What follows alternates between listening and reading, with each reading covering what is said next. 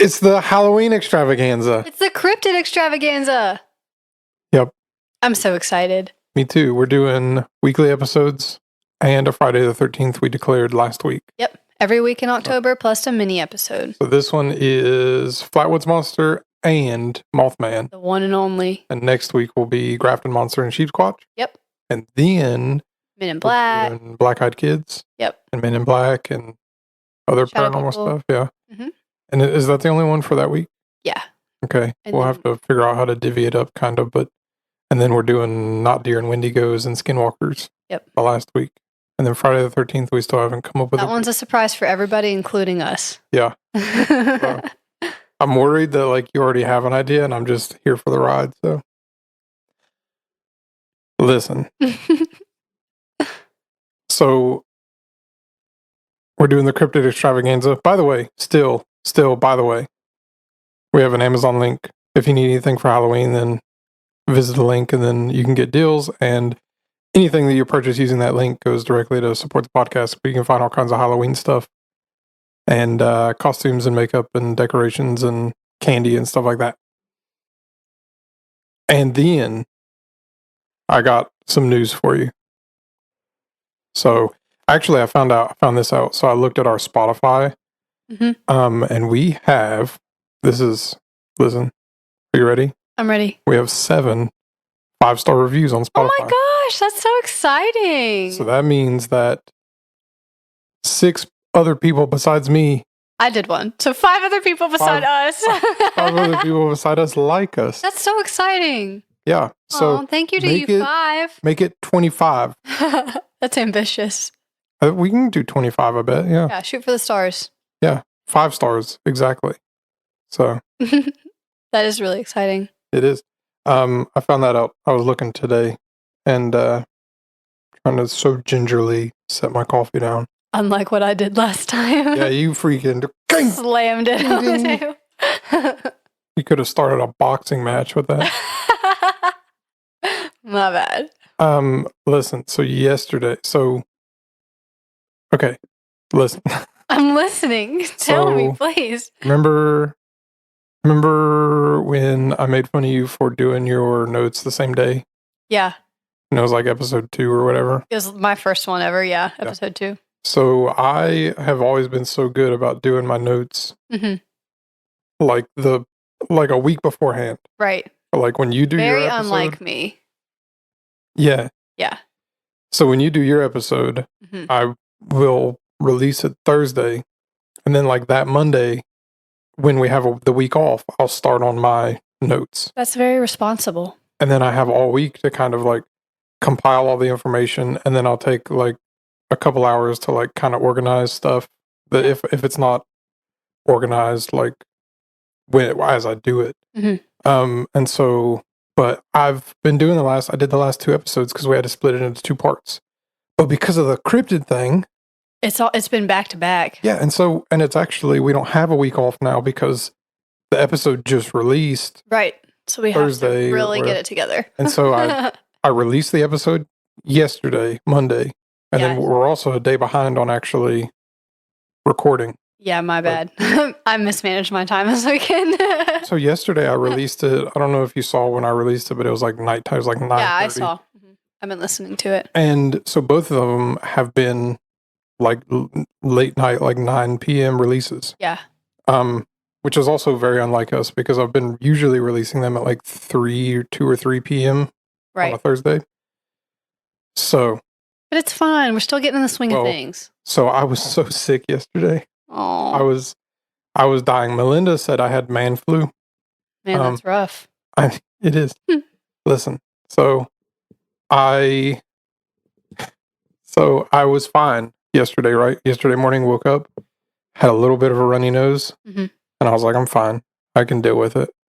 And then I did some work, and I was like, I've been so productive. I'm going to sit down for a second and like do something non-productive for a minute. And in like the half hour that I took for myself, my nose stopped running and it all boiled up in my head and I got so congested. That's the worst. And And I've been congested before. This was like, what did you say earlier? Like the SpongeBob advanced darkness? Yeah. I had advanced congestion. Oh. It felt like the front of my face was going to fall off. Like my cheekbones were going to pop off. Oh my gosh. And my eyes were going to fall out. And I just felt like it's like, I didn't feel like weak or anything. Like when you have the flu, the actual flu, I just felt like it was just messed me up. I'm sorry. And so Sad. I felt like this is super gross, but I felt like if I could have like clenched my teeth hard enough, I could have popped my head like a zit. Ew. Like there was just so much pressure in there. That's disgusting. If I could have like bitten down hard enough. That's a horrible mental image. Yeah. I wish I had not visualized that. That's gross. Are you feeling better today? I was, yeah. So I started feeling better, actually a lot better last night. I took so much. I took Excedrin and Advil cold and sinus at the same time. That's probably not recommended. And in the morning, I took more than what you're supposed to take of allergy medicine. Don't say that. So I'm feeling awesome. Okay, good. So we're feeling better. We're kind of back on schedule. We're a day off, but we're close to being back on schedule. Yeah. Well, the episode is still going to release on Thursday. Yeah. So it's on schedule as far as that. Right. But also I saw a truck fire on the interstate Sunday. Yeah, that looked so scary. Sent you a video while I was driving down the road. Stop incriminating yourself on this podcast. Who cares? So, oh my gosh. You're being a bad influence. Kids, drive down the road. Don't do anything that Shane says or does. My goodness. Take too much allergy medicine and drive. Stop. Operate heavy Olive machinery. Garden's never going to sponsor us if you keep saying stuff like that. I take all of it back. Everybody go to Olive Garden and buy lots of pasta. And use your medicine responsibly and drive safe. Yes. Buckle your seatbelt. Goodness gracious. Be safe driving home. Watch out for the dot deer. Bye. No, don't. We just started. Right. Focus. Yeah, I saw a truck fire. So it was like, well, I'm not going to say exactly where it was. Yeah. Because I don't want to, but I've happened to drive by at the perfect time. I don't know if you can see it in the video, but there was a firefighter and he assumed the stance that all firefighters in the movies take where they like are super spread legged and he has the water hose and it was good. And I liked that. So that's cool. And it was a huge fire. And yeah, it actually looked really scary in that video. Yeah. So, but anyway, I bring that up because it was super cool. And it was a big fire, but also because I don't know if we have any truckers like listening, but there's probably plenty of people who drive and listen to our podcast at the same time. So just be safe driving home and watch out for the not deer. Bye. You stole my line. So, no, but be safe when you're driving because I don't want you to end up in a fiery blaze and then I'm going to take a video of you and put it on my Snapchat story or something. We gotta start this episode. You keep saying crazy stuff. I have another thing. Oh. We're doing Flatwoods Monster and Mothman. So I'm going to start off with Flatwoods Monster, and a lot of the information that I have comes from, so I got History Channel, because they've done like a million different articles on particular sighting of, like this particular sighting, and a bunch of other UFOs, and like all kinds of other crazy stuff. So everybody knows like the meme of like the History Channel Ancient Aliens guy where like aliens. Yeah, aliens. So there's also Braxton, westvirginia.org, westvirginiaculture.org, and there's actually on that page there's an archive page for this, and then there's a local news, WBOY. So shout out to WBOY. I don't know where they're out of, but I don't even watch the news. So I like where this story takes place in Braxton County. It's the middle of the state. Right in the middle. So actually what people don't realize is that where the spaceship actually landed in Flatwoods is the middle of West Virginia. The exact pinpoint coordinate middle of West Virginia. Yeah, I'm kidding, that's not true. No, but like Flatwoods is the middle. Yeah, I know, but it's not the pinpoint accurate. Oh, No, I just meant the town. Yeah. Flatwoods is cool. They've got a Go Mart there. And if you get off the exit to Flatwoods and you hang a left right at the intersection there. Yeah. There's a Go Mart. And I went in there one day and I had to use the bathroom, and the door to the men's bathroom was locked. And I was like, "Hey, is there a key for the bathroom?" And he was like, "I don't know. There might be somebody in there. So just go to the women's bathroom." And I was like, "Okay, whatever," because it's just like singles, right?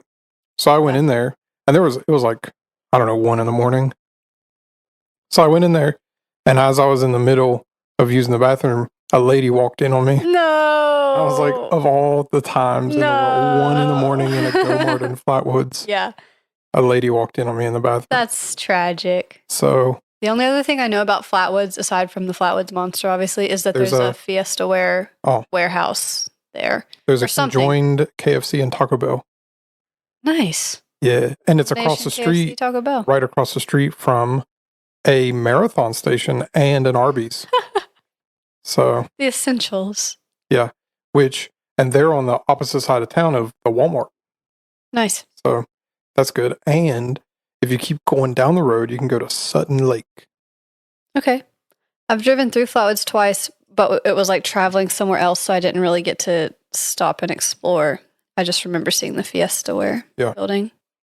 The Flatwoods Monster, also known, I didn't know this before, it's also known as the Braxton County Monster, which is a worse name, and Braxy, which is an even dumber name. No, I kind of like Braxy. No. That's cute.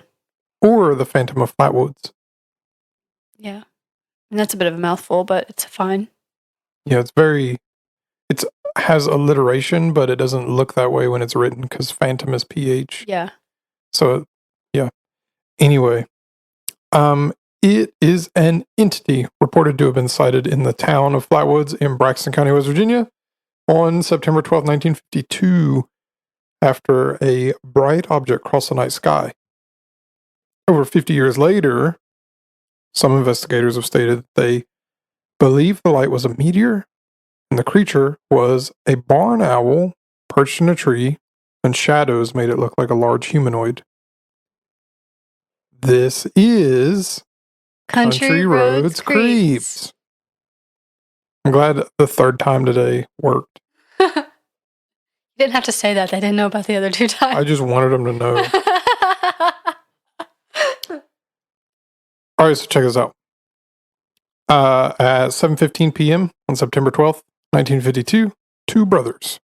And I'm not talking about the collision company. I'm talking about these 2 guys. It's like an extremely local joke. Yeah. 2 brothers, Edward and Fred May, and their friend Tommy Heyer, said that they saw a bright object cross the sky and land on the property of local farmer G. Bailey Fisher. And the boys went to the home of Kathleen May, where they told their story. May accompanied the 3 boys, and local children Neil Nunley and Ronnie Shaver, and West Virginia National Guardsman Eugene Lemon. They went to the Fisher farm in an effort to locate whatever it was that the boys saw. The group reached the top of the hill, where Nunley said that they saw a pulsing red light. Lemon said he aimed a flashlight in that direction and momentarily saw a tall, man-like figure with a round, red face surrounded by a pointed, hood-like shape. So descriptions varied of this creature. In an article for Fate magazine, based on tape-recorded interviews, UFO writer Gray Barker described the figure as approximately 10 feet tall, with a round, blood-red face, large pointed hood around the face, and eyes were eye-like shapes that emitted greenish-orange light and a dark black or green body. And May described the figure as having small claw-like hands, clothing-like folds, which I don't understand that part of the description, because it's like just wearing clothes. Like, right. just dressed.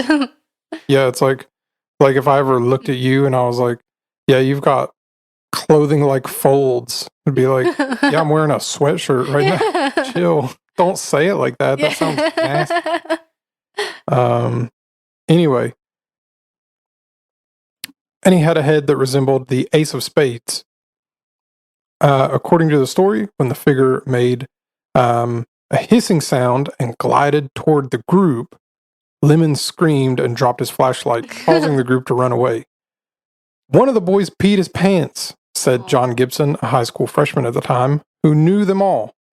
And their dog, Ricky, ran with his tail between his legs. The group said they had smelled a pungent mist, and some later said they were nauseated. The local sheriff and deputy had been investigating reports of a crashed aircraft in the area, and they searched the site of the reported monster but saw, heard, and smelled nothing. According to Barker's account, the next day, a Lee Stewart Jr. of the Braxton County Democrat claimed to have discovered skid marks in the field and an odd gummy deposit. And those were subsequently attributed by UFO enthusiast groups as evidence of a saucer landing. Because there's been so many of these, they know that gummy-like substances are just synonymous with UFO landings. Yeah. I don't mean to be so discountish of this, but I'll get into it at the end, but it's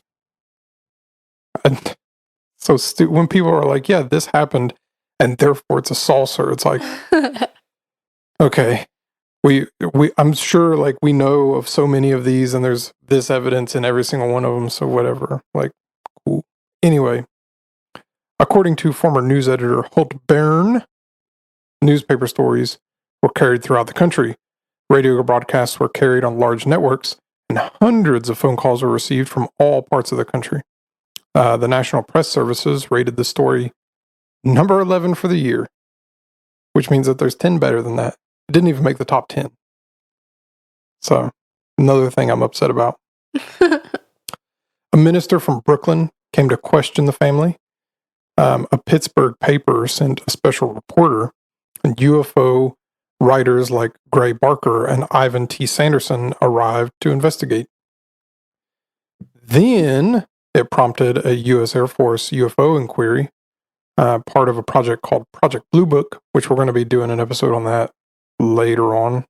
So keep an eye out for that. When I really get to put on my personality of all the things that conspiracy hat. Yeah, my conspiracy hat. And oh no.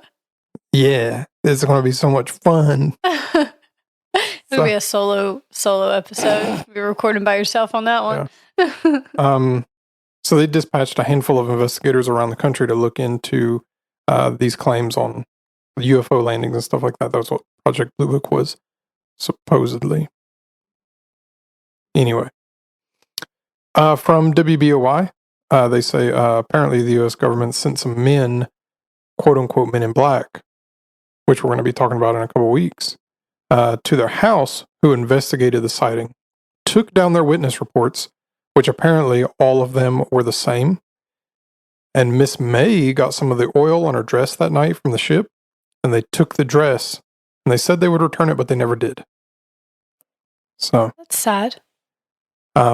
Which, as part of that, it's like, so the government somewhere has in an evidence locker for UFOs that dress, some lady's dress that they're keeping as like, this oil is from out of this world. Yeah.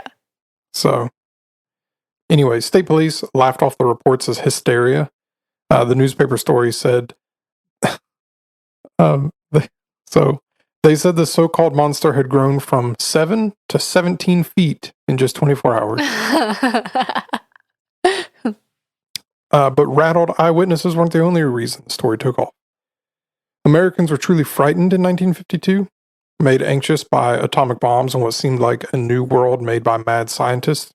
Even Life magazine, probably the most popular publication in the nation at the time, had just a few months earlier, published a seemingly credible trend story about flying saucers.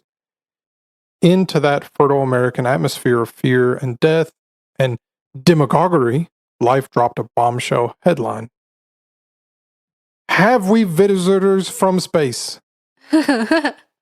Yes. The Air Yes, we Force. did. This is quoted from them, by the way. The Air Force is now ready to concede that many saucer and fireball sightings still defy explanation, Life's summary headline said. Life offers some scientific evidence that there is a real case for interplanetary saucers. The story fills with seemingly credible accounts, including from eyewitness Air Force pilots, appeared in April 1952, just 5 months before Ed and Freddie May climbed that hilltop. The May brothers' monster story hit just 3 years after the Soviet Union successfully tested an atomic bomb in 1949, and the Air Force was scanning for bombers over our skies. Which that's actually like one of the more interesting things for like kind of like the communist scare, the Red Scare, is that there was a huge swath of our history where everyone was so terrified that we were going to get into a nuclear war with Russia or some other country, mainly Russia. And so we had like airplanes and satellites and radar constantly scanning for stuff that that wasn't necessarily ours. And they were trying to find stuff that so if there was anything from any other countries, we would have found it. And if there was anything from other planets, we would have found it. And there was actually another thing kind of similar to this where this has been declassified for a while now, that for a good long time, they constantly had a bomber in the sky, 24/7. There were bombers in the sky that were ready. If the United States ever was attacked, those bombers would divert course and go straight to whoever sent those bombs and nuke them. Right. They constantly had nukes in the sky for like 40 or 50 years. It was kind of silly. But anyway, Julius and Ethel Rosenberg at the time were awaiting execution for sending American nuclear weapon designs to the Soviets. A political demagogue, Senator Joseph McCarthy of Wisconsin, spent the previous 2 years stoking fears that communists had infiltrated not only the U.S. Department of State, but almost every industry and corner of the nation. Communists had killed thousands of American soldiers in Korea by 1952, including 4 youngsters, 21 or younger, from Braxton County, West Virginia. And they, some of them died just a few months before that monster had landed. One of those killed in action, U.S. Marine Private First Class Lantry R. Frame, age 20, had grown up in Sutton, only 6 miles from the May boys in Flatwoods. After investigating the case in 2000, Joe Nickel, who we've heard the name of before, he's on the Committee for Skeptical Inquiry, concluded that the bright light in the sky reported by the witnesses on September 12th was most likely a meteor, and that the pulsating red light was likely an aircraft navigation or hazardous beacon, and that the creature described by witnesses closely resembled an owl. Nichols suggested that witnesses' perceptions were distorted by their heightened state of anxiety because of all this communist Red Scare stuff going on, and the wars, and the other UFO sightings, and all this other stuff. The night of September 12th sighting, a meteor had been observed across 3 states, Maryland, Pennsylvania, and West Virginia.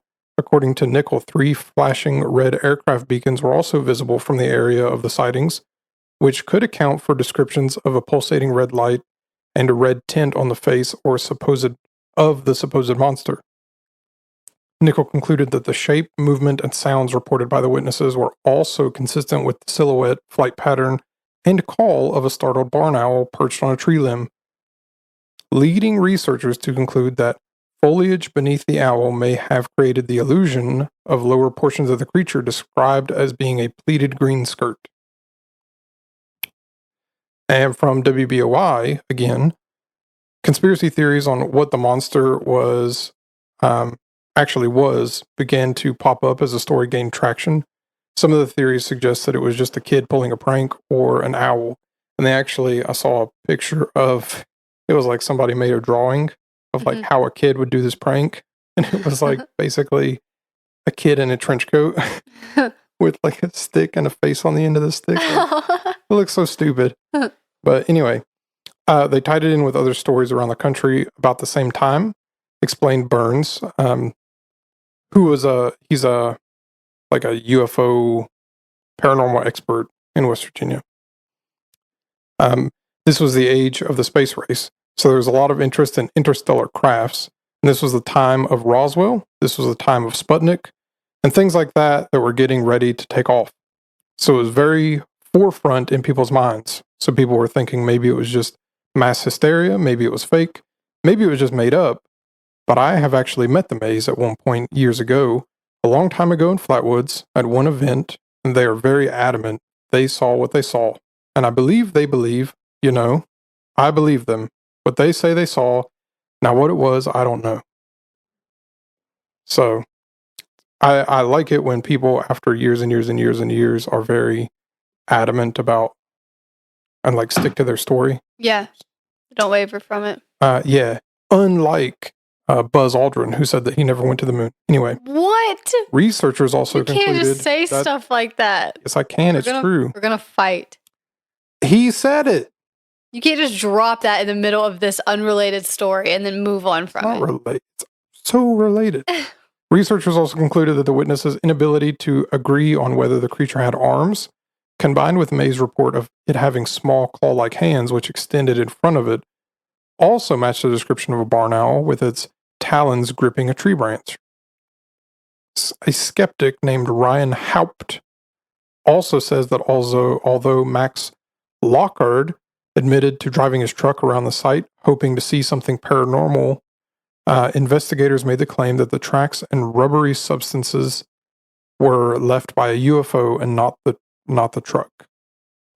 So, it's kind of stupid how, like, this guy was like, "Yeah, I was driving my truck around," and they were like, "Oh yeah, we found some skid marks, but that definitely couldn't be by the truck. It's got to be that craft." All these UFO guys came around. They were like, "It's not. It's not the truck. Truck doesn't leave." It was a UFO. Yeah, these are these are not the right tire size for a truck. This is UFO tires. So, UFO officials, stock tires. Officials in Flatwood erected a welcome sign, which designated the town as the home of the Green Monster, and the town also commemorates the legend as at its annual Flatwoods Days festival. Located in the town of Sutton, the Braxton County seat, is the Flatwoods Monster Museum, which is dedicated to the legend. And the Braxton County Convention and Visitors Bureau also built a series of 5 tall chairs in the shape of the monster to serve as landmarks and visitor attractions. And the Bureau rewards visitors who photograph all 5 chairs with free Braxy stickers. Oh, that's cool. In 2013, West Virginia rock singer Argyle Goolsby released a song called The Being, which references the Flatwoods Monster. And the legend of the Flatwoods Monster has also inspired media beyond West Virginia. The video game Fallout 76 features the creature, and it was also the subject of a 2018 documentary, The Flatwoods Monster, A Legacy of Fear, produced by Small Town Monsters, an indie production company documenting unusual events throughout America.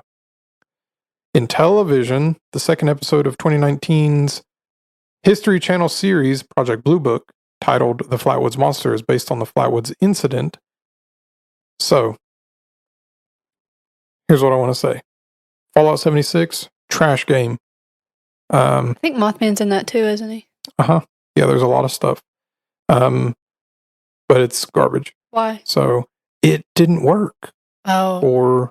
Bad. So, I don't know. I'm not going to get into it for the podcast, but they hyped the game up as this big, you get to explore West Virginia.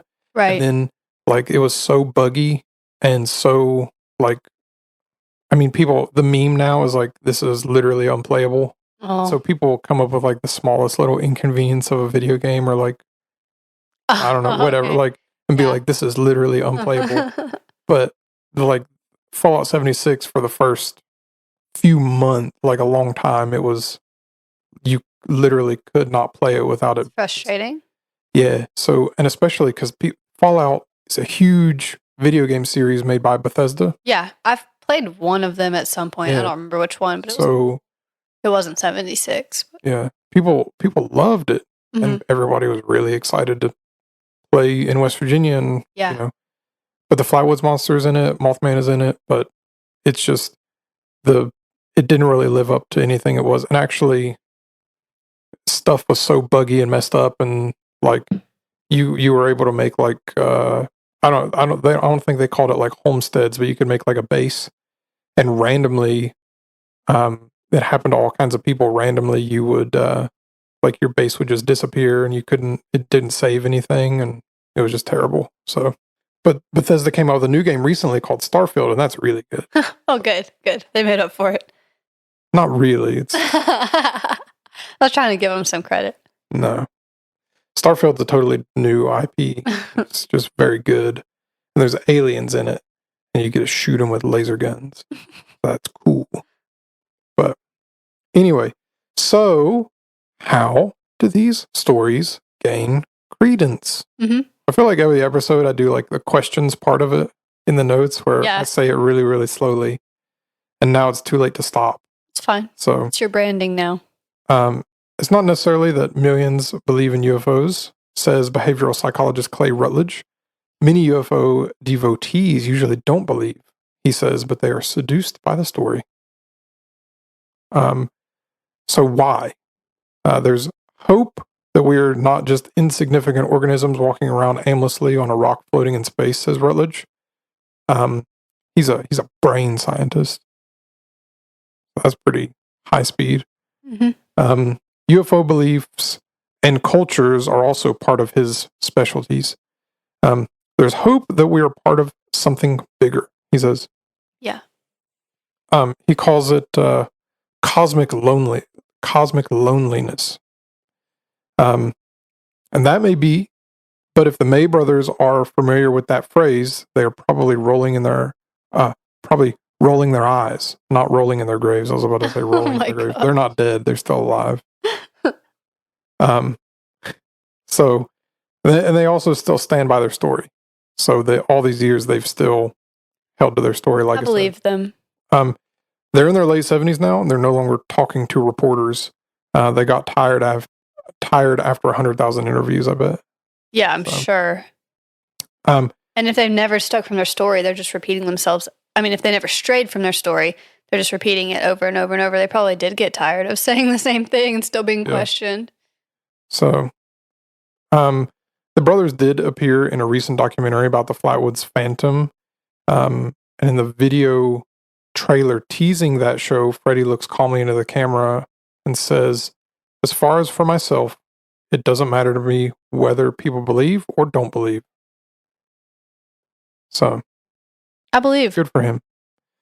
And by the way, the place where the supposed craft an alien landed are on private property, so please don't go there. Yeah. It's private, and they probably don't want you there. I'm sure, like, if I was like a farmer on the land, I would be like, why do hippies keep showing up to look at my alien place? Maybe the real Flatwoods monster is the friends we made along the way. Okay, anyway. Okay, so to be honest, my personal opinion on this whole thing is that something weird probably did happen that night, and you could say that an alien did land. Why does your coaster keep sticking to your coffee cup? I don't know. It just landed in my lap. By the way, Hannah has themed, like West Virginia monster themed coasters, and she has the Mothman coaster, which is she covering today, and I have the Flatwoods monster coaster. And I'm also using the Bigfoot coaster for my water. Because you're a drink goblin. And what's the fourth one down there? It's Grafton Monster. My sister's boyfriend bought these for Dirk and I when we got married.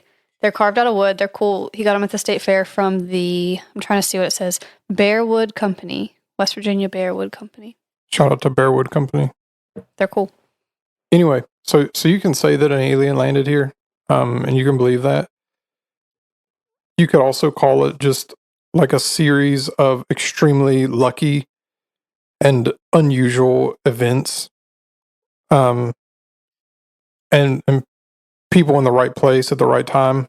I think there's probably some kind of natural explanation, such as the owl theory or the fact that there's red signaling lanterns everywhere, or something that illuminates them at the perfect time of day where the shadows are the longest. Because this is at dusk in September, so right. It's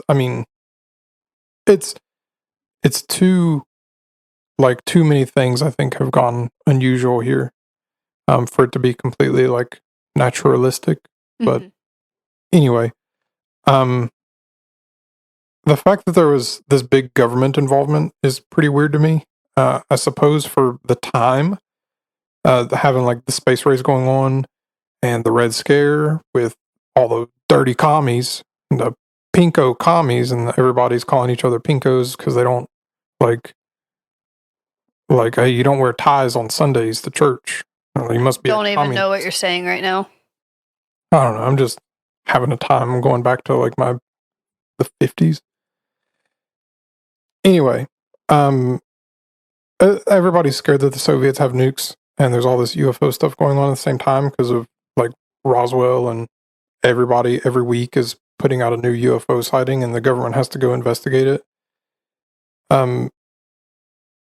We discussed that part in the even like the mass hysteria episode, but the whole like flying saucer craze is so crazy because every week the government's like, okay, so did the Soviets like send this over, or is it actually aliens? Because like, when we have to go check it out because this is like a national security thing at this point. So everyone is super scared, especially the government and especially the public. So it's like the perfect time and place for something unusual to happen. And so is it something that's natural, or is it something that's not from this world? In the event that it actually is something not like human or alien or something, I guess the government is going to send the Men in Black, so to scare people or freak people out or something. Right. So, and I'm not talking about Will Smith and that other guy whose the actor's name escapes me at this moment. But anyway, to an extent, I guess the big government involvement part of it kind of lends credence to people being like, hey, this is super weird, even if it is something that's natural, because yeah, now I want to know what the secret is. Yeah, you think if it was like just an owl or whatever, it wouldn't be such a big deal. Them taking that dress, had the oil on it and not returning it and all that stuff. Yeah. So there's also the fact that like, and we're going to get into this like whenever we do like a big deep dive into UFOs, but there for a time the government was like, yeah, this weird thing that everybody saw, it was swamp gas. And it's like, that's not like, everyone knows it wasn't swamp gas, but the government's like, yeah, it was. Prove us wrong. Right. It's like, so whatever. So the government has to like look into this stuff and be like, hey, is this aliens, or like, could it be one of ours? Like, because if it is one of ours, we were testing all kinds of new technology at the time and new ways of flight. Yeah. And so if there's something of ours, we want to keep it secret. So, and there's all kinds of like money in the black budget projects and stuff, like revolving all of this new technology and new weapons at the time, because you got to beat the Soviets and all the commies and So it's a good time to be an American in the 50s. If you were in the military or the military industrial complex, I mean. If you were a specific type of American, definitely wasn't good for everybody. Anyway, that's my takeaways for this whole thing. Give me Mothman, I guess. That was good though. I love talking about like it goes outside of the scope a little bit of like what the episode is for, but I love talking about like space race stuff and how, I don't know, how the government is doing so much shady stuff. I don't think it's hard at all to believe that, those people did see something weird that might have been. Me neither. And look, odd. I'm exactly 45 minutes and we had a bathroom break. So really it's like 40 because you got to cut a bunch of that out. Yeah. And you gave me a lecture last week whenever we were recording. You were like, hey, don't go over 40. We can share the episode. Yeah. So I didn't. So well, because part 1 and part 2 were both almost 2 hours, and I was like, you can't spend 2 hours on Flatwoods if I'm also talking in the same episode. I didn't. I followed the rules. Yeah, good job. I'm proud of you. Yep. That was good. China. Stop pressing those. My favorite. Okay. We're going to switch over to Mothman now. And before I start, I'm going to acknowledge that in our past episodes, we might have talked about some cryptids, and we may or may not have said some things like, oh, that's silly. There's no way that's real. Why would people believe that? There's no photographs. There's no evidence. This is just made up. I will be accepting none of that as I tell you about Mothman.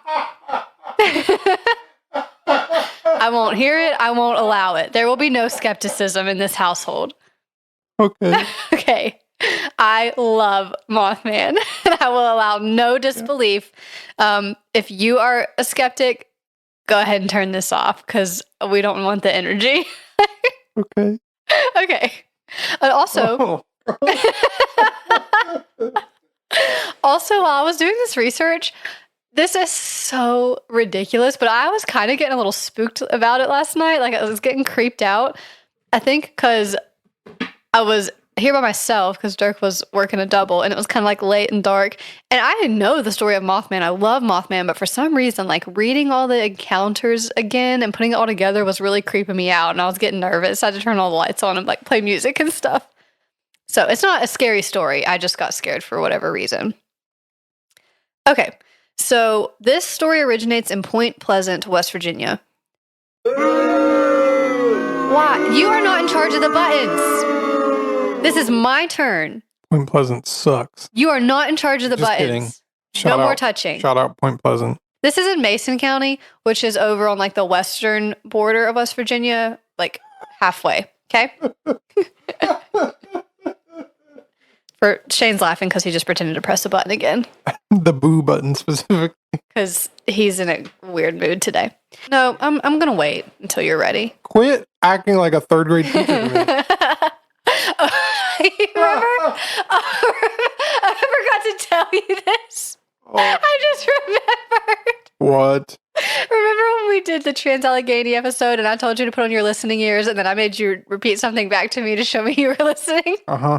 One of my coworkers, Amanda, she listened to it and she said, I love that you used classroom management techniques on Shane to get him to listen. Oh my God. I laughed so hard. I'm sure, like, I don't know. I don't know this for a fact, but I have a feeling in my heart she has to do it with Mike sometime. Like, probably.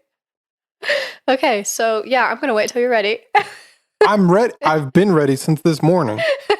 This story originates in Point Pleasant, West Virginia, which is in Mason County. This is over on the western border of the state, about halfway, like up the western coast, I was going to say, but we're not on a coast, the western border. So we're starting on November 12th, 1966, with a group of men digging graves in a cemetery. That's good. Good place to start. They reported seeing something massive soaring over their heads and moving quickly from tree to tree. They didn't give a lot of detail, but they described it as being a brown human being with wings. So it's definitely something. And that's credited as the first Mothman sighting. But the next one is the most famous one that most people know. That actually happened 3 days later on November 15th, 1966. And this is where two couples were driving around together, like on a double date sort of deal. So we have Roger and Linda Scarberry were one couple, and then Steve and Mary Millette were the other couple. Huh? They were driving on Route 62 near what the locals call the TNT area. This was the site of a former World War II munitions plant, which I think you mentioned when you talked about Mothman. So the TNT area is where they were driving by, and they reported to the local paper, the Point Pleasant Register, that what they saw had bright red eyes about 6 inches apart, wings that spanned 10 feet, and they said it had white wings. So it's a little different than what the grave diggers said. Do you think it's this? Do you think it's the same, or do you think it's just two different, completely different? I feel like it would be the same, if it's that close together. Sometimes I feel like at night, depending on how lights are shining and how shadows are, sometimes things look different colors. Right. So, I mean, they saw him in their car lights, so that could have been Then you read different. signaling lanterns nearby. Yeah. And so the headline in the Point Pleasant Register was, "Couples see man-sized bird, creature, something." Yeah. Yes, that's the famous headline. The 4 people that were together in the car, they reported that the creature was awkward and clumsy on foot because they first saw Mothman walking on the TNT building. And so I'm just like picturing a clumsy Mothman. He's like tripping. Goofy. Yeah, it was like not walking well. But he's like really majestic, like flying. They're like, wow, that's incredible. And then he lands and he's just like clumsy. Yeah, like I love that. Yeah. So Linda specifically said that it was a slender, muscular man about 7 feet tall with white wings, and she couldn't really discern his face because his eyes were hypnotic. So like she was just like looking in his eyes and didn't really notice the other facial features. And so kind of like you said, he was clumsy on foot, but I guess graceful is not the right word, but better at flying than walking. They got scared because he flew off the building and started flying over their car. And so they were driving away really fast, and Mothman was chasing them while they were driving. And they reported that they got their car going nearly 100 miles per hour, and Mothman was keeping up with their car, flying over. Oh. Yeah, so they could kind of like see out the windows that he was still there. So that's kind of crazy. And while he was chasing them, he was making screeching sounds all the way to the city limits. Right. And then I guess stop following them. So what's the fastest bird? Like, that's a good question. Should we look it up really quick? I'll look it up and you keep saying information about Mothman. I think it's a falcon, one of those falcons that dives in the water. Maybe. That's good to know. My guess is it goes 180 miles an hour. That's so fast. They're fast, I'm telling you. All right. So they see this crazy thing happen. And obviously it's, kind of hard to believe, but they do report it. Roger said he wouldn't have reported it if he had been alone because he knew it sounded crazy. But with all 4 of them together, they all saw the same thing. They told the same story and they didn't waver from it. So they stuck to what they saw. Steve said that it was like a man with wings. So that's kind of matching up with what the gravediggers saw. Yeah. And then the Gettysburg Times reported 8 more sightings over the next 3 days. Did you find that? Fastest bird? Fastest bird is the peregrine falcon. How fast? Okay, so there's 2 speeds. In level flight, it goes 68 miles an hour. Mm-hmm. But the fastest speed it gets when it dives for prey, it'll go 200 to 240 miles per hour. That's crazy. And so it says to reach extreme speeds. This is from A-to-Z-animals.com. Mm-hmm. The falcon has the ability to fold its aerodynamic wings back against its body to reduce drag. And according to one study, it will continue to make small adjustmts to wing position and speed right up until the moment of contact in order to hit its target. And it also has on here the slowest animal is a sloth. They move 0.03 miles per hour. So cute. It's actually slower than snails and starfish. Yeah. And koalas. Anyway. Cool. So I imagine chasing a car would be considered level flight. Yes. So this is faster than the fastest. Unless it was diving on it, and then it would level back and dive again. Maybe. I don't know. But they went all the way to the city limits, so I mean. But peregrine falcons aren't that big. So true, yeah. That would be really scary. That would be actually terrifying. It's diving 200 miles per hour and it's huge. Yeah. So some of the other reports, there were 2 volunteer firefighters that said they saw a very large bird with red eyes. We'll talk more about it, the possibility of it being a bird, which I will refute in a second. One of the other reports was from Newell Partridge from Salem, West Virginia.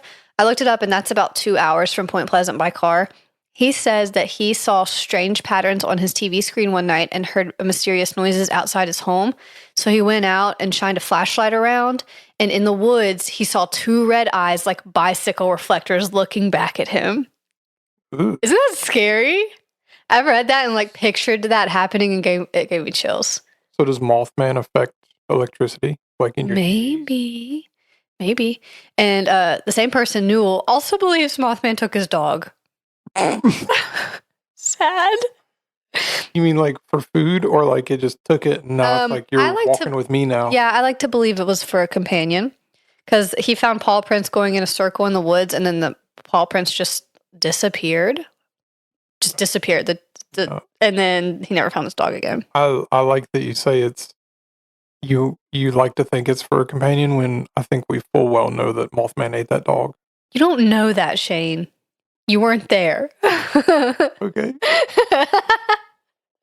And so apparently over 100 people saw Mothman, and he was commonly reported to attack the roofs of parked cars, often occupied by teenagers. Attack parked cars? Yeah. I sent you the video. I think I've posted it to like our story or something of like, Mothman stole my catalytic converter in Point Pleasant, West Virginia. Yeah. And he steals dogs. And steals dogs for food. And a lot of the reports said that he could fly like kind of straight up, like how a helicopter can lift straight up from where it is. That's how Mothman can, his motion. He can hover? Yeah. Huh. That's cool. He's a cool guy. Except for the dog stealing part, but maybe he just wanted a friend. Something interesting that I couldn't find the details on, so I mean, maybe it's not true, but we're going to pretend it is that there were reports of men in black that came to Point Pleasant after all of these initial sightings started happening. So strange men dressed in black suits came to the town and were like going around to houses and talking to people and warning them not to talk about what they saw. Clearly they did anyway, but that's interesting. If there's one thing you can count on is hillbillies talking. Yeah. Like we're not keeping a secret. No. So that happens for a little while. People are seeing Mothman, reporting it to the papers. Now, then we come to December 15th, and this is when tragedy struck Point Pleasant, probably one of the most famous Mothman events. Is that the bridge? Yep, the bridge. Yes. Oh, don't sound so excited about it. You're not in charge of the buttons. Oh, yeah. This is my story. Don't touch the buttons. I'll do it when I'm ready. Okay. So this was, like I said, December 15th, 1967. This is just over a year since the first sighting. It's like a year and a month. Traffic was bad on the Silver Bridge because it was close to Christmas. So you have people traveling, people shopping, you know, all that stuff. That bridge was originally built in 1928 when the Model T car weighed 1,500 pounds. The average car in 1967 weighed 4,000 pounds. So things are a little different. It's packed for Christmas. And also, the bridge was not built with a lot of redundancy. So if a part failed, there weren't a lot of backups. So it wasn't great engineering to begin with. What do you mean there's not? Are they special parts for bridges? Well, not necessarily the parts, but just like the design. You'll build fail safes in. So if one part fails, there's other pieces that would still operate or like catch it. Okay. This bridge didn't have the safety features built in. Not enough silver. All they had was gold parts. Oh my goodness. So what happened, I read that a single eye-bar at the top of the bridge near the Ohio side cracked. Don't know what an eye-bar is. I assume it's something important. And so like then an I-beam? Maybe. Something cracked. Something important cracked. Things that in the old TV shows all the construction workers eat their lunch on. And that baby fell across. Like it kind of like Mr. Magooed its way across the construction site. Yeah. So that cracked, and then one of the chains that was helping to like suspend the bridge snapped, and the bridge just fell to pieces. Like it literally fell apart. Yeah. Fell apart. And this bridge spanned over the Ohio River. So people fell down into the river. It was December. The water's frigid. 46 people died, either from drowning or being crushed, and 2 of them were never found. So that's really sad. Now, the reason that Mothman gets brought into this bridge collapse is because some people said later on, it was reported that they saw Mothman near the bridge before the collapse. That led to the idea that he was a harbinger of doom. Or you could believe he was trying to warn the people that something bad was going to happen. Doom. I think that he was trying to let them know. You think he's nice? Yeah, I think he's a good guy. Does this I think he's misunderstood. Okay. Like emo. Yeah. He has like the bangs to like swoop over. Mm-hmm. We're gonna talk about his hair later. He has hair. Kinda. Does it say how many people actually fell out of the bridge, or just that 46 people died? Just as 46 people died. Okay. Yeah, I'm sure there were more that were injured. I kind of want to like know what the ratio was. Like, yeah, it wasn't good. I know that. Yeah, there was 50 people. Yeah, total. After the bridge collapse, I mean, Mothman was talked about for a couple of days, but reports of him just kind of quickly, completely died out after this incident. So that leads some skeptics, of course, to say that, like, well, he was never really there to begin with. It was just something for people to talk about for a year, and then something bad happened, and that took their attention, so everybody forgot about Mothman. If you believe that Mothman was real, then maybe he just left the area for a while. Went on vacation. Maybe he had to go warn somebody else that something bad was going to happen, or bring doom to them. Who knows? Okay. Hard to say. Probably doom. He went to Florida, brought doom to Florida. Oh, man. Came back. All right. Anyway, so while all of those sightings were happening for the year, there was a woman named Mary Heyer, and she was a journalist for the Athens, Ohio Messenger. She is responsible for a large amount of the reporting done. She was out there interviewing people, asking questions, gathering whatever evidence there was, which was just anecdotal, but still interesting. She did a lot of that reporting. And then in 1975, she worked with John Keel, who wrote the Mothman Prophecies.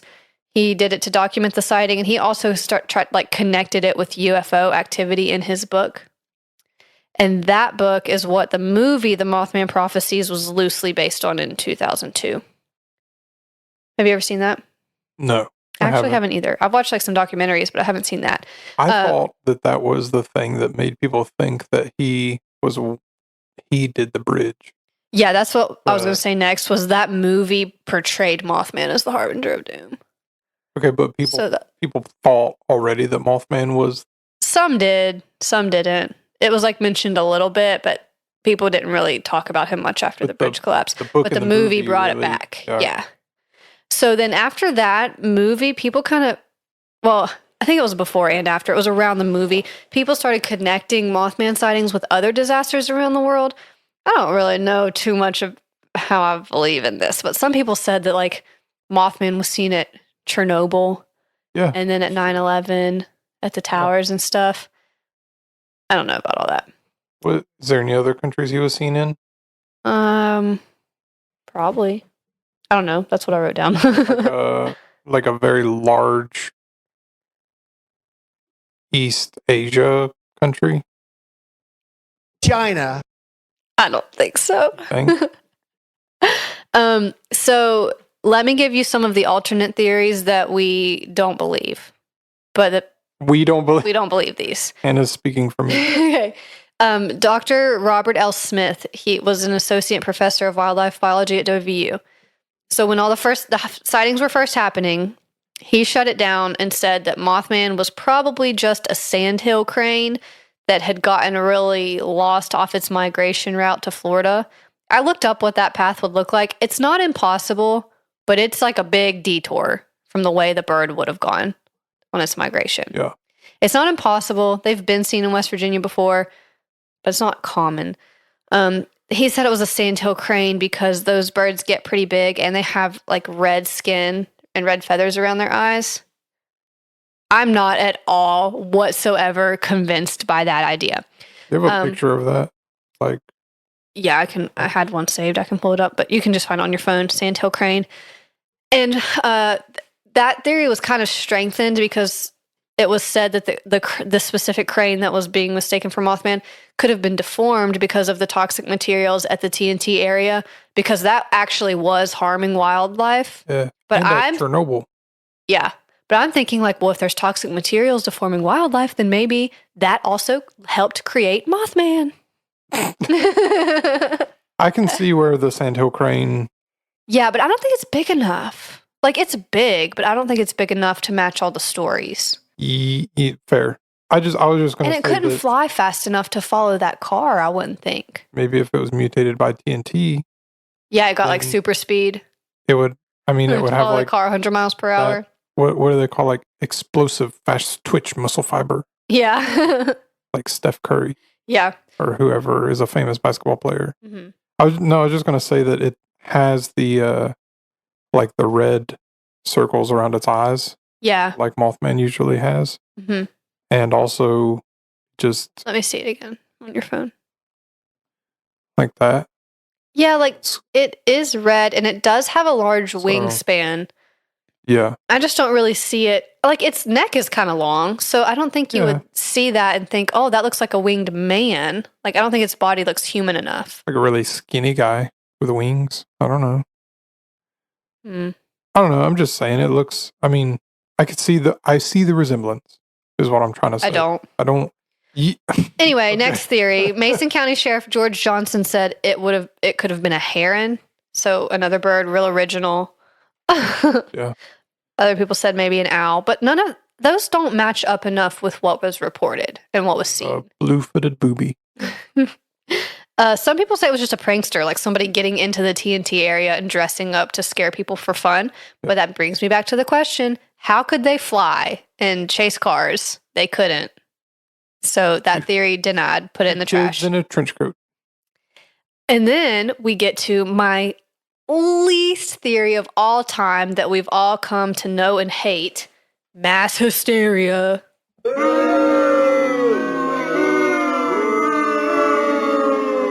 That's such a lame theory. I hate when they're like, oh, it was just a case of mass hysteria. It's so lazy. Yeah. It's like we don't really know what it was, so we're just going to say that everybody panicked. Yep. Everyone who's seen worst theory ever. It's crazy. That's so aggravating. Yep. I'm glad like we did our first couple of episodes on that because it comes up so much. I didn't know how much mass hysteria. Like every time there's something, anything that's out of the ordinary. Oh, mass hysteria. Yeah, like the skeptics always come in and they're like, "Yeah, it's just a hysteria case." Yeah, but like, I don't know. Like you said, it's irritating. It almost like takes away some of the credibility that some of the skeptics actually have, like where they come up with a good explanation. Yeah. But you're like, yeah, but you're a skeptic, and that means you're in the group with all the people that say mass hysteria. Right. That means you're and it dummy. Takes away from actual cases of mass hysteria. Like when it really was, if you call everything mass hysteria, then it takes away from those real incidents. Right. So those were some explanations to try to say, oh, it wasn't Mothman, it was this instead. We reject those. Now, here's a theory that's in support of Mothman being real, but for a different reason that I thought was interesting. So instead of being like a mutated creature from the TNT area, there is a suggestion that maybe Mothman and the Silver Bridge collapse is connected to a 200-year-old curse because Shawnee Chief Cornstalk, who led Native Americans at the Battle of Point Pleasant, was murdered there during the Revolutionary War. And we know that that's never good, as we have seen in our past stories. So it could just be a big old curse. Could be, yeah. That led to Mothman's creation and the collapse and everything. Yeah. How do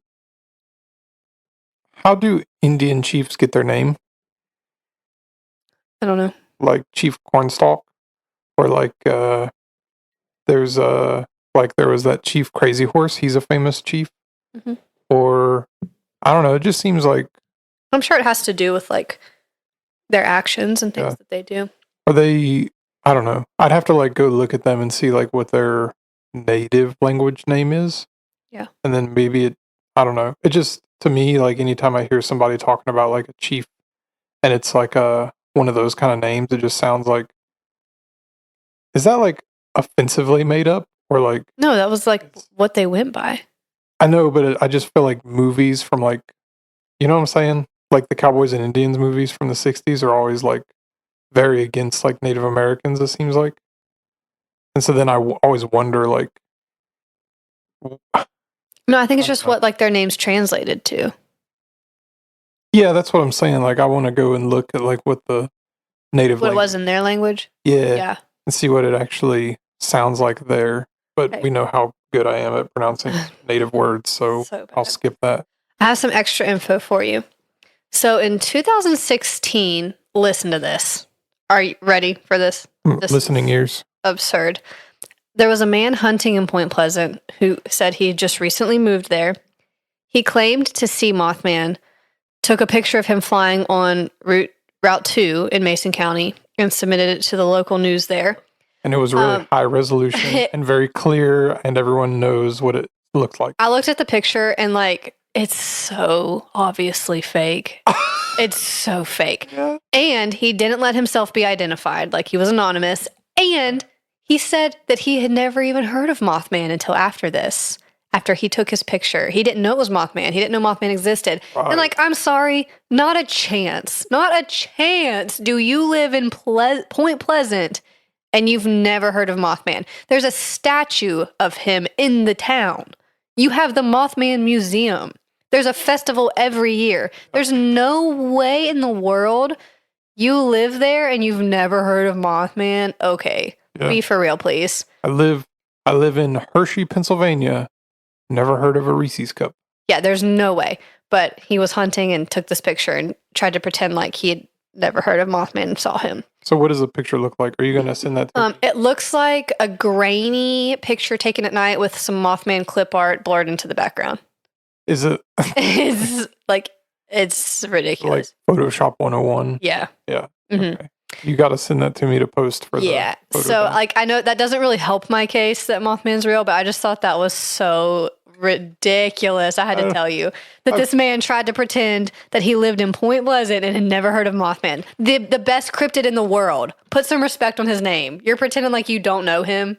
Is he the best? Yes. Moving on. All right. So there's been reports of sightings in Chicago somewhat recently. Did you know that? Yeah, I read that whenever I was doing some research for all the states. Yeah. I think it was Chicago, and I think they have a specific one, like it's like the Illinois Mothman or something like that. I don't know. Well, there had been 55 reports of a Mothman-like creature. Not saying it's the same one, because, that'd be a pretty long lifespan, I feel like, for a Mothman. I don't know. Maybe they don't age, but not saying it's the same one. But since 2017, there's been 55 reports, some of those as recent as 2020, describing things such as a large black bat with glowing red eyes or, like I said, another Mothman-esque creature. But these stories don't include, the ones from Chicago don't include any aggressive behaviors. So there's no attacking car roofs or chasing and screeching after people. So it could be something else that's happening in Chicago. They're a little more civilized. Yeah, or maybe he's just he's older and he's more mature now. He doesn't want to screech and attack cars. Tired. He just wants, he's tired. So there are some deeper connections to history with the Mothman legend. There's other stories of winged creatures if you go back throughout. I read something kind of interesting. There's somewhat of a connection to some Irish and Scottish folklore if you stretch it a little bit. You've heard of the Banshee, I'm sure. Nope. Tell me about it. Okay. Well, so this is a female spirit who heralds the death of a family member through screeching, wailing, shrieking, crying, and is often said to have red eyes from crying. It's kind of interesting that in West Virginia, there were a lot of Scottish and Irish immigrants that settled in this area because our mountains reminded them of the Highland Mountains in Scotland. I think it was the same mountain range back when this was Pangea. It's all connected. That's if you believe the Earth's more than 6,000 years old. But I do. So you believe in Mothman? Yeah. So there could be something there that maybe that folklore and those legends somehow were passed on and influenced the story of Mothman. I don't know. It's not the same type of creature, but there are some similarities, like spreading the news of doom, having red eyes, screeching. There's a couple similarities. I don't know that there's a lot to that, but it's just interesting and worth noting. Also, in the Hindu culture, there's something called a Garuda. I think it's a winged creature that comes before disaster. And John Keel actually almost titled his book, The Mothman Prophecies, he almost called it The Year of the Garuda because it was a winged creature that brings news of disaster. Yeah. So that's just some interesting extra little stuff there. So that's Mothman. We love him. And now in present day, Okay. There in Point Pleasant, there's a native to Point Pleasant named Charles Humphrey. He got this man named Bob Roach to build the Mothman statue to try to bring life back to Point Pleasant because the town was kind of dying. There wasn't a lot going on there. And he's like, we need to do something, to bring life back to the town. So Bob Roach built the statue. It's a 12-foot tall, sorry, I'm getting excited thinking about it. A 12-foot tall chrome polished statue. That was added in 2003. So this was like a year after the movie came out. It's really cool. Dirk and I have gone to Point Pleasant and seen the statue. It's pretty big. Like, it's impressive to look at. But when I was reading about the details of it, this made me laugh so hard I almost cried. One article was describing all the features, and they described the statue as having a braided down mullet. I thought it was just hilarious. Like, I would never have looked at this statue and described it that way, but I guess to this person, they thought the top of Mothman's head looked like a braided down mullet. And so then I had that in my head, that Mothman has a mullet now. Ooh. That's so funny. I mean, I don't think it looks like that, but I always thought that like the wings that Mothman has on the statue, it doesn't look like any other depiction of his, like, right here from your couch, I can see 4 Mothmen. Yeah, in my house. If that doesn't tell anyone like how much Hannah loves Mothman, from right here where I wore a Mothman shirt to work yesterday. Yeah, I know that's not your only one. No. So you probably have a Mothman shirt for every day of the week, and you have Mothman earrings, and you have like a headband, 2 headbands, I think. Actually, Croc charms. Right? Yeah. Just so, but if you look at the statue, and I'll put the statue up in the photo dump, but it looks like his wings have like holes in them, like. Yeah, I think that was just like some artistic licensure there. Looks like a death metal band logo. Yeah, it's a cool statue. Yeah. So that they had the statue, and then people started really loving it, and a lot of people started traveling to Point Pleasant solely to see the statue and take pictures with it, and that started bringing some tourism and things back and boosting the economy up. And so then that's going on for a little while, and then a Mothman museum was opened by Jeff Wamsley, and Dirk and I went there. And it is really cool. You go in, and of course, they have a gift shop like any other museum. You can get shirts, keychains, all kinds of stuff. But then you pay a little bit. I can't remember what the price was, but it was really cheap. It was very affordable. You pay to go back into the museum part, and they have so much to look at.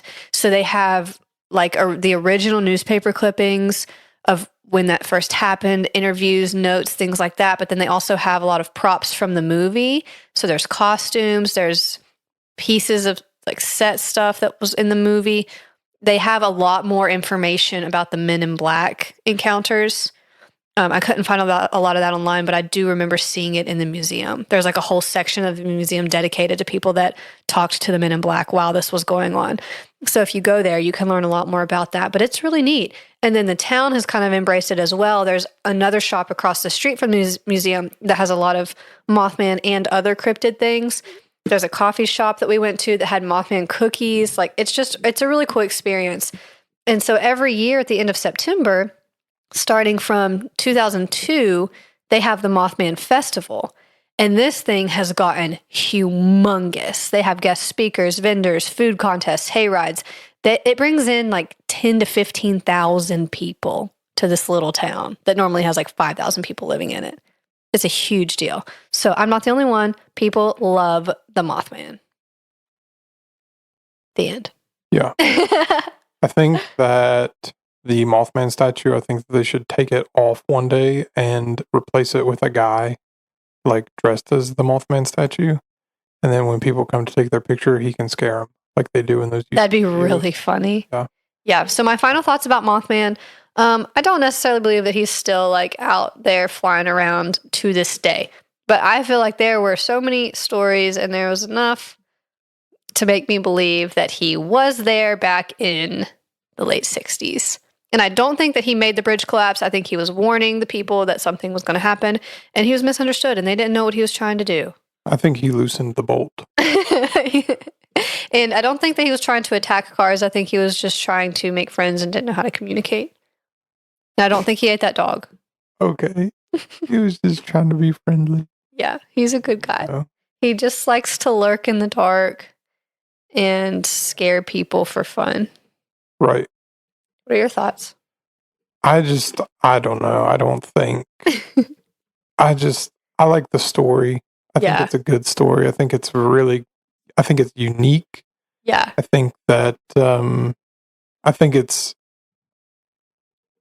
well, so when I did all the monsters, right, it's like there's how many, 12 or 13 sea monsters? Yeah. And all of them except for like 3 were the exact same, like it's a big thing in a lake somewhere. And the only unique ones were like the Zweidendael merman. That was so stupid. The frogman. No, the frogman was, well, that's not a sea monster. Oh, I thought we were talking about ones that were different. No, I'm saying like sea monsters. Mm-hmm. They were all the same. They were just big things in a lake. But the Zweidendael merman was so stupid. The Tijaruk was cool, but it's still like it's a sea monster that eats people. Yeah. And then you have the octopus, which is just like totally just a, like, people are like, there's an octopus in there in that lake, and it's not really like a, I don't know. It'd be really way cool if they were like, there's a kraken in our lake. Yeah. And he only comes out every 75 years. Yeah. But then there's like some really unique ones like the Mothman, or like the Frogman, or like the frog had pockets and carry rocks to throw its slings. You scared me. Oh my gosh. Yeah, if a frog had pockets, he'd carry rocks to throw at snakes. Or there's I'm trying so hard to like remember so many of these, but like the Thunderbirds are like from Native American mythology. And like, but then there's also a lot of big feet, right? So and pretty much they're all ape-like creatures. Every single one of them, like it's just like the very first like line on every single entry on like the Cryptid wiki or regular Wikipedia or whatever monster is, the such and such is an ape-like creature similar to depictions of Bigfoot. Every single one of them says the exact same thing. So I made sure to put it in every single entry. Says is an ape-like creature similar to depictions of Bigfoot. So when people listen back to that, it's like, it's just a Bigfoot. That's all it is. That's it. Yeah. But then I don't know. I don't know. Shane the skeptic. I'm not even that. It's like, I don't know. It's fine. I don't know what's wrong with my brain. It's just like this kind of stuff is like, I want to be skeptical about it, but then as soon as we start getting into like the conspiracy episodes, it's going to be like, people are going to be like, that guy's a nut, like believes everything. I mean, if I'm being like 100% real, obviously we know a lot of the stuff is not real, but it's just so much fun to think that it is. Yeah. It's fun to believe. I think so. Like the lizard man of Skateboard Swamp, that one, and it turned out it was like a bean farmer. Yeah. Like that's the best explanation. It's like, okay. I like that Mothman is unique, right? I like style points for being different. Sure. Style points for being different. I like that, like, he has like I like that people have kind of gathered around like a thing of like, hey, we have a Mothman, and this is weird, unique about this Mothman thing, and we go to the festival every year. And I like that there's history behind it, and I like that it's very regional. And I like that, there's so many like jokes about it now. Yeah. Everybody knows what it is. Everyone can talk about it. Except for that guy that wanted to pretend like he had never heard of it in the year 2016. Yeah. But we all know what it is. We can like talk about it. Yeah. Make jokes about it. Yeah. It's so, I don't know. It's one of those things I just feel like all the monsters are kind of, I'm sure like there's truth to all of them. And there's also like a lot of fake. Yeah. I mean, like in a game of telephone, how things get so twisted. I'm sure from the original sighting to now, it's a wildly different version of events. Yeah. But, So, I mean, we have, in our lives, seen some weird stuff that a lot of people probably wouldn't believe. So I like to give these people in these stories the benefit of the doubt that they had a weird experience. And I would like for them to know that someone out there believes that they saw something weird, whether it was a Mothman or not, and that, I don't think they're just making it up. I feel like there has to be a little bit of truth to it if they all stick to the same story. have you ever heard of Betty and Barney Hill? I don't know. They were a couple from, I think, the same, like, Point Pleasant area. And that is one of the most probably, like, probable real cases of alien abduction. And they both experienced missing time, and they were separated and told their stories, and they were the exact same. Yeah, see, like, there's something to cases like that. Yeah. Something to it. So, but that's just, it's from the same area. That's the only reason I'm mentioning it. But yeah, I don't know. I like monsters. I like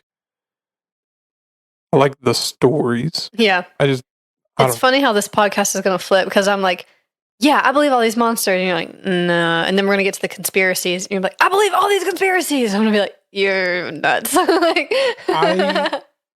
I feel very strongly that I can flip you on at least 2 conspiracies. I'm telling you right now, you will never convince me about the moon. We're not even going to discuss your thoughts on the moon. It's not even my real thoughts on it. Jeez. But also, like, I cannot wait until we get into like MK Ultra. Oh gosh. Because that was declassified. And the government said, yeah, we did it. What are you going to do about it? And no one did anything. Literally. No one did nothing. Literally. And they all said, yeah, that's what we thought. You're not going to, they're like Conor McGregor. You won't do nothing. You won't do nothing. Yeah. So I love that, like, we've seen each other the memes before, but it is so funny how we've gone from the government denying aliens exist, so they totally exist, to now the government saying aliens do exist, and we're kind of like, I don't know about that. I think you're probably lying. So I saw one the other day that they showed like a video of like a flying saucer, like your classical flying saucer flying past an aircraft, like a Boeing 787 or whatever the big new airplane is. And people in the comments were like, yeah, so 10 years ago, this would be like the best evidence for UFOs that exist. But now, because the government says that they're real, I won't believe anything I see. Yeah. I just refuse to believe anything I see. But also, my thing now is like, it's hard to believe anything that you see with your eyes now, because, like, unless you see it like yourself, in person. Yeah. If you show me video of something, my initial thought is like, I need to watch this at least 20 to 47 more times. Yeah. And you're still like, this is probably fake. Yeah, before I decide, like, is there something in there that makes it look like AI generated, or that it's CGI'd, or that it's like, I don't know, or like this photo, like, is it Photoshop or something? Yeah. And so, and the problem with, like, especially with all of this stuff, is that, like, it used to be really easy to tell is something Photoshopped. Mm-hmm. Like, it used to be really easy that you could, like, unless you were a really, really good Photoshop artist, it used to be really, really hard to tell that something was Photoshopped. Even, like, there's old film pictures where they were able to quote unquote Photoshop them. Like, you could put other things on the film and into the negative, then make it into an image. And so plenty of those have come out as, like, people can see the artifacting in it and say that's fake. But nowadays, like, Photoshop has advanced so much, like, you barely need to do anything. Like, Photoshop, so for my job, I've done stuff before where I've had to, like, replace the sky, and it will automatically, used to be you would have to, like, kind of color grade your sky a little bit, or color grade your image to match the sky, because it would look so fake, because it would be like a really, really warm tinted image, and the sky just looks normal, and so it doesn't match. But now, like, you can you click the sky replacement button in Photoshop and it automatically does it and automatically matches color to a certain extent.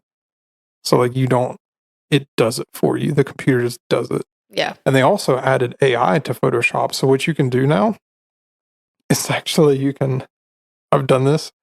You can select a little portion of the sky and be like, put a UFO here. And it does it. So. Yeah, so I mean, like, it's really hard to believe anything that's in pictures or videos. So you have to see it with your eyeballs. Like, also, the fact that, like I said, the government has been for decades working on stuff that we don't know about. Yeah. And so if you see something like that, doesn't necessarily mean aliens. It could just be something that, like, I'm convinced, and this is where we start getting a little conspiratorial, that I'm convinced that the government has technology out there that you would never even think would be possible 100%. to exist. So there's a quote, and I'm sure I'll bring it up at some point, but I can't remember who it's by, but they said that a true technological advancement, like a big leap in technology, would be akin to magic. Yeah. And I bet the government has magic. Yeah. Well, let's save all that for when we do those episodes. But I'm so excited to do conspiracy episodes. So we talked about Flatwoods Monster today. We talked about my favorite, Mothman. Next week, we will get into Sheep Squatch and the Grafton Monster. I think you're going to lead us on Sheep Squatch, and I'll lead us on the Grafton Monster. Week 2 of the Extravaganza. Anything else you want to say before we close it out? Yeah, I was trying to remember the entire episode that I forgot to say something, and I forgot it. So it happens. You'll get that with these big jobs. We could say it at the start of the next one. I'll forget it by then. I know I will. I was gonna say, hey, tell us Dirk saw aliens. Yeah, he did. He should probably tell the story. My memory's so bad, but he was at work and he looked up in the sky. Actually, let's cut this out. Let's wait for him to tell it. Cut that out. Okay, cut it out. At 138. Yeah.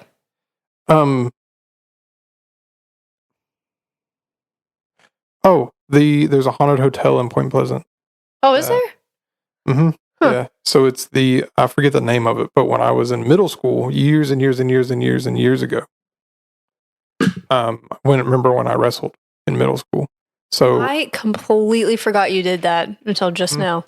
So I wrestled in middle school, and every year they had a big tournament in Point Pleasant. Had a bunch of schools from West Virginia, had a couple of schools from Kentucky, and a couple of schools from Ohio that would come to this big tournament, and it was huge. And they actually, the same weekend, it was like a 2 or 3 day deal. I think it was 3 days, and they would have the middle school and the high school teams as well. So like everyone was here for this big tournament. Anyway, so I went 3 times, and every single time we stayed in this hotel that everybody said was haunted, and it's a very old hotel, and we should probably do an episode on it, or maybe like a mini-sode or something. I don't know. Maybe we can talk about it on the 13th. Maybe we'll just do a couple of mini stories. Not that special. But anyway, all right. So they said there's all kinds of like ghosts and stuff in it. Anyway, I never saw anything.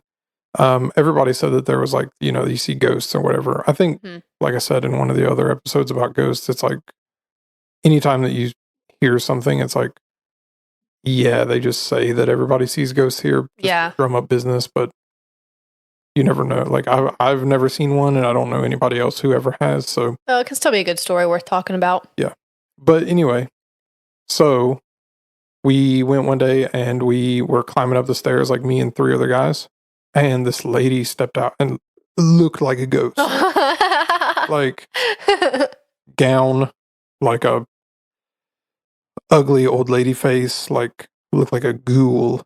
And she was like, "What are you boys doing?" Just late at night, it was like 9:30, and we had McDonald's bags. And she's like, "What are you boys doing?" We're like, "We're going to our room." And we're really, really scared because you look like a ghost. And she was like, "Quit stomping up the stairs." And we're like, "Our room's right here." Oh. Like this one and this one. Yeah. And she's like, "I'm going to tell your who are you? Are you at a school field trip? We're like, we're a wrestling team. She's like, I want to tell your coach on you. Oh no. So the next day we were in the locker room and our wrestling coach was like, so the hotel got a complaint on us. And we told this, we were like, yeah, so this is, it was just a mean old lady. So this is not the same, but I also got a complaint from a hotel when I was in middle school because my cheer team was there and we were practicing cheers in the room and the neighbors did not like that. And we also got in trouble too. Huh. Sad. Anyway, good episode. Anyway, next week, week 2 of the Halloween October Cryptid Monster Extravaganza is Sheepsquatch and I covered Craft it. Monster. I did it. I'm way ahead of you. I'm saying it again. Jeez. Let me do what I need to do. I'm trying to do something.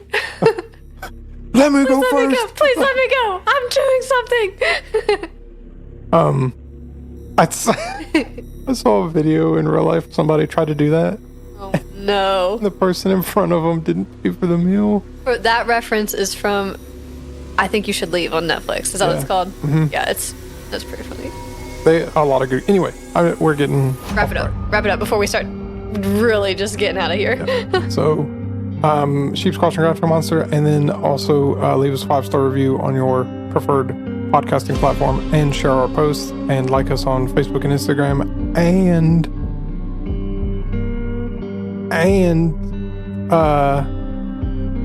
click the Amazon link, and tell Hannah she was a good storyteller, and be safe driving home. Watch out for the Nazi. Bye. Bye.